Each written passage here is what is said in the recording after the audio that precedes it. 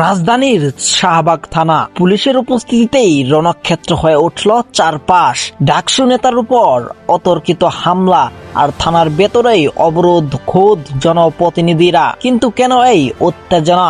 নেপথ্য কি কেবলই একটি ফেসবুক পোস্ট, নাকি দীর্ঘদিনের রাজনৈতিক প্রতিহিংসা?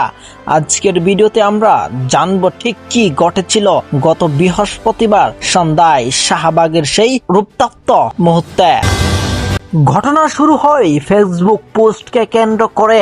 অভিযোগ উঠেছে তারেক রহমান ও তার কন্যা জাইমা রহমানকে নিয়ে একটি গুরুত্বপূর্ণ পোস্ট শেয়ার করেছেন ছাত্র শিবির প্যানেল থেকে নির্বাচনে অংশ নেওয়া আব্দুল আল মাহমুদ। যদিও মাহমুদ এই অভিযোগ অস্বীকার করেন এবং দাবি করেন এটি একটি সাজানো ঘটনা। এ বিষয়ে নিয়ে সাধারণ ডায়েরি বা জিডি করতে মাহমুদ শাহবাগ থানায় গেলে শুরু হয় মূল নাটক। তাকে থানায় বসিয়ে রাখা হয় ঘন্টার পর ঘন্টা।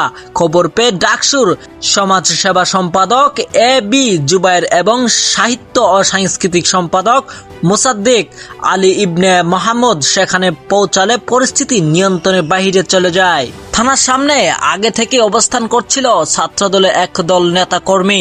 জুবায়ের ও মোসাদ্দেক থানায় প্রবেশের চেষ্টা করতেই শুরু হয় অতর্কিত হামলা ও মারধর।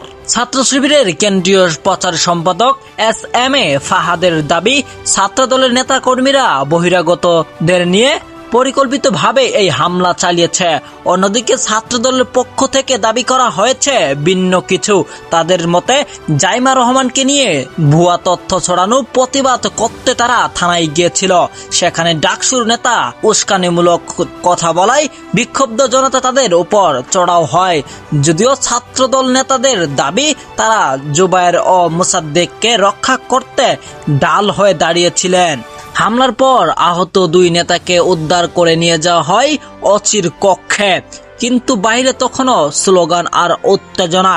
প্রায় 1 ঘন্টার বেশি সময় অচির রুমে অবরোধ থাকার পর পরিস্থিতি আরো জটিল হয়ে ওঠে। শেষ পর্যন্ত রাত 9:15টার দিকে ছাত্রদলের কেন্দ্রীয় সভাপতি এবং পুলিশের উচ্চপদ কর্মকর্তাদের উপস্থিতি তাদের পিছনে গেট দিয়ে বের করে আনা হয়। জখম অবস্থায় দ্রুত তাদের ভর্তি করা হয় ঢাকা মেডিকেল কলেজ হাসপাতালে। একটি সাধারণ ফেসবুক পোস্ট থেকে শুরু হওয়া এই সংঘাত এখন ঢাকা বিশ্ববিদ্যালয়ের ছাত্র রাজনীতিতে নতুন করে উত্তাপ বাড়াচ্ছে। হামলা নাকি আত্মরক্ষা, সত্যিটা সময়ের সাথেই বেরিয়ে আসবে। তবে প্রকাশ্য দিবালোকে থানার সামনেই এই সহিংসতা সাধারণ শিক্ষার্থীদের মনে বড় প্রশ্ন রেখে গেল।